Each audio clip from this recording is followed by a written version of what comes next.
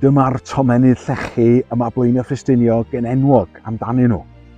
Gallech chi ddeud eu bod nhw'n edrych yn wych ar adeg yma o'r flwyddyn, ond yn anffodus mae yna broblem. Mae Parc Cenedlaethol wedi adnabod y Rhododendron ponticum sy'n cynhyrchu'r blodau piws trawiadol hyn fel un o'r rhywogaethau ymledol mwyaf trafferthus yn Eryri. Mi gafodd ei gyflwyno i wledydd Prydain o Eryri yn y 19fed ganrif fel llwyn addurniadol, ond hefyd i ddarparu gorchydd ar ystadau hela. Yn anffodus, mae'n ffynnu yn hinsawdd llaeth Gogledd Cymru, ac ers dros ganrif bellach, mae wedi bod yn ymledu allan o reolaeth. Mae un planhigyn yn gallu cynhyrchu hyd at filiwn o hadau bob blwyddyn. Y broblem yw bod y planhigyn hwn yn wenwynig i fywyd gwyllt.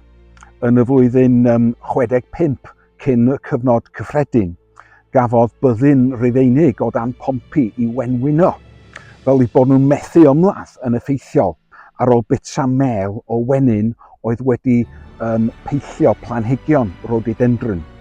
Heddiw mae'n lledaenu ar draws Eryri gan ddisodli cynefinoedd brodorol sy'n cynnal cyfoeth o bryfed ac adar fel y fran goes goch a'r gog, gyda chanopi trwchus na all gynnal llawer o fywyd gwyllt o gwbl. Mae cyrff amgylcheddol megis Parc Cenedlaethol Eryri, yr ymddiriedolaeth genedlaethol a coed cadw wedi gwario ffortiwn yn rheoli'r Rhododendron ponticum ar eu tir nhw. Ond yma ar y tomennydd llechi mae yna broblem wirioneddol, gan fod mynediad yn gallu bod yn beryg. Be fedrwn ni wneud i reoli'r ffynhonnell enfawr o hadau yma? Allai ledaenu y peryg yma i ardaloedd eraill?